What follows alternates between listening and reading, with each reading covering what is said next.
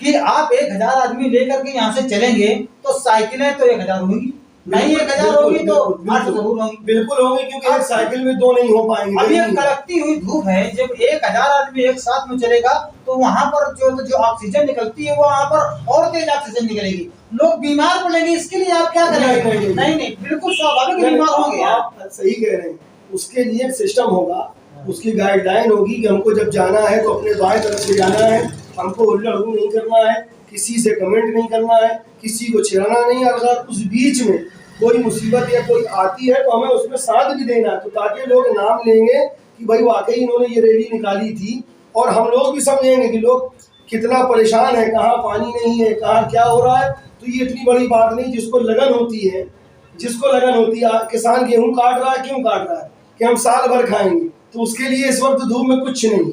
मजदूर मजदूरी कर रहा है, वो इसलिए कर रहा है कि बच्चे हमारे भूखे हैं। तो हम लोग भी जो ये धूप में जाएंगे, जो धूप सहेंगे, तो किस लिए चल रहा है? तो तुम्हें इशारा कर देंगे। और जो कह रहा है दलाल, कहले तो पहले एक बार अपने आप को गला देके चेहरा उन्हीं के होंगे जिसको दलाल बोलते होंगे। बस इतना कहो। और लास्ट में वो बोले लेना। हाँ तो साथियों,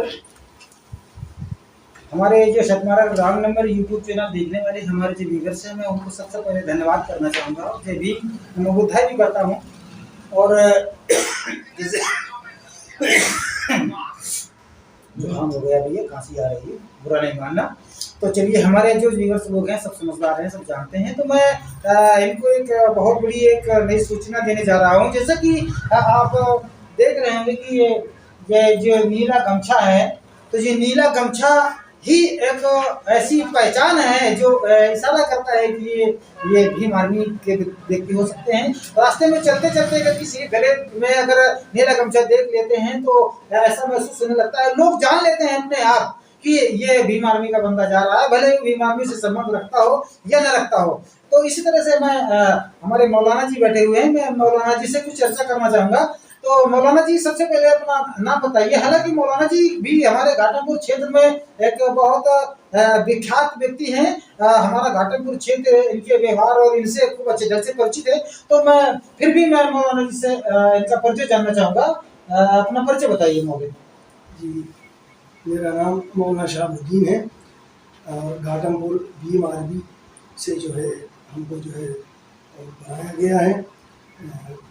क्या नाम इसको, घाटमपुर की विधानसभा को हम देख रहे हैं, और ये हमारी रैली जो निकल रही है। चलिए, बहुत बहुत धन्यवाद। आप जो है आप जो घाटमपुर जो विधानसभा आप देख रहे हैं, इसके लिए मैं आपको बहुत बहुत धन्यवाद करना चाहता हूं। और मैं आपसे एक बात और ये जानना चाहता हूं कि जो ये 5 तारीख को आप लोगों ने जो भीम आर्मी के माध्यम से या भीम आर्मी के जितने भी कार्यकर्ता लोग हैं, तो ये सब लोग मिल करके जो 5 तारीख से जो रैली जो बना रहे हैं, जो निकाल रहे हैं, साइकिल रैली जो निकाल रहे हैं, मैं इसके बारे में आपसे चर्चा करना चाहूँगा। सर, इसका मकसद क्या है, इनका उद्देश्य क्या है जो 5 तारीख को साइकिल रैली निकाली जा रही है? उद्देश्य तो सभी को पता है, ज़्यादातर लोगों को मालूम है, और जो हमारे साथ जुड़े हैं उनको तो मैसेज भी किया गया। बाकी कोई गांव ऐसा नहीं है कि जहाँ लोगों को ना पता हो कि अर्जुन भैया ये रैली में साथ हैं, तो वही निकाल रहे हैं। और हमारा ऊपर से भी ये है मामला कि इसको हमारे 490 गांव में जाना है, चाहे जैसे जाएं। मतलब इसका ये नहीं है, साइकिल इसलिए चुनी गई है कि साइकिल से हम लोग जब जाएंगे तो कम से कम ये समझ में आएगा कि इस गांव के बाद हमको इस गांव जाना है, यहाँ जाना है। भाग वाला काम नहीं होगा। पता चला इसमें नया युवा भी होगा, है ना, और अधेड़ उम्र के भी लोग होंगे, तो पता चला कि मोटरसाइकिल वाले तो अपना शाम के भाग आए, तो ये रैली वापस नहीं आएगी। ये रैली जहाँ जाएगी उसी गांव में टिकासन करेगी, वहीं रहेगी, वहीं खाएगी पिएगी। और जो हमारा ये जो 5 मई से 5 जून का मामला है, तो पहले ही 25 दिन का था, तो 20-21 गांव पड़ रहे थे। उसके बाद अब 1 महीना का हुआ, तो इसमें हमको 16-17 गाँव, यानी 16-17 गाँव हमको एक दिन में निपटाना है। तो अब भी ये भारी समझ में आ रहा है बहरहाल, लेकिन अरविंद भैया हिम्मत दिलाए हैं और उनकी हिम्मत बहुत बड़ी है।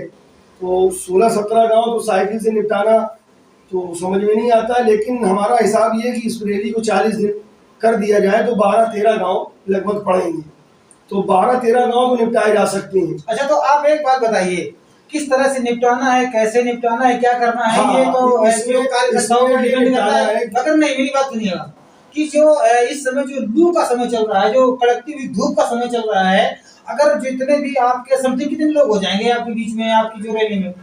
अब हमारा अंदाजा तो 1000 के ऊपर का है। 1000 लोग साथ में चलेंगे? बिल्कुल बिल्कुल चलेंगे, क्योंकि जो हम लोग जा रहे हैं, गांव गांव जा रहे हैं, उसमें लोगों को बाकायदा पता है, आप आइए, हम मिलेंगे, फला जगह से हम मिलेंगे, फला गांव से हम मिलेंगे। तो ये जो हमारी रैली का मकसद है, ये इसमें कई मकसद छुपे हैं। एक तो ये है समाज जोड़ो वाली बात, ऊंच नीच को खत्म करने वाली बात, और एक हम इसमें संदेश ये भी देंगे, हम पूरे 400 गाँव में, कि लोग ये ना समझें कि ये हम किसी जो है किसी के साथ गलत के लिए ये पार्टी बनी है। ये पार्टी जालिम के लिए नहीं बनी है, मजलूम के लिए बनी है। जिसके ऊपर जुल्म किया जाएगा, वो किसी भी कास्ट का हो, ये पार्टी उसका साथ देगी, उसके लिए चाहे जो कुछ भी करना पड़े। और अगर हमारी पार्टी का ही आदमी है और अगर वो गलत है, तो उससे कहा जाएगा कि भाई ऐसा नहीं करना है, प्यार मोहब्बत से रहना है, हर समाज को बराबर समझना है। मगर एक बात और बताइए, जिसे जिससे मैं पर्सनल में रैली पर बात करता हूँ कि आप 1000 आदमी लेकर के यहाँ से चलेंगे, तो साइकिलें तो 1000 होंगी, नहीं 1000 होगी तो 800 जरूर होंगी। बिल्कुल होंगी, क्योंकि एक साइकिल में 2 नहीं हो पाएंगे। अब ये कड़कती हुई धूप है, जब 1000 आदमी एक साथ में चलेगा, तो वहां पर जो ऑक्सीजन निकलती है, वो वहां पर और तेज ऑक्सीजन निकलेगी, लोग बीमार पड़ेंगे। इसके लिए आप क्या करेंगे? नहीं, बिल्कुल स्वाभाविक बीमार होंगे। आप सही कह रहे हैं, उसके लिए एक सिस्टम होगा, उसकी गाइडलाइन होगी कि हमको जब जाना है तो अपने बाएं तरफ से जाना है, हमको उल्लू नहीं करना है, किसी से कमेंट नहीं करना है, किसी को छेड़ना नहीं है। अगर उस बीच में कोई मुसीबत या कोई आती है तो हमें उसमें साथ भी देना है, तो ताकि लोग नाम लेंगे कि भाई वाकई इन्होंने ये रैली निकाली थी, और हम लोग भी समझेंगे कि लोग कितना परेशान है, कहाँ पानी नहीं है, कहाँ क्या हो रहा है। तो ये इतनी बड़ी बात नहीं, जिसको लगन होती है, किसान गेहूँ काट रहा है, क्यों काट रहा है?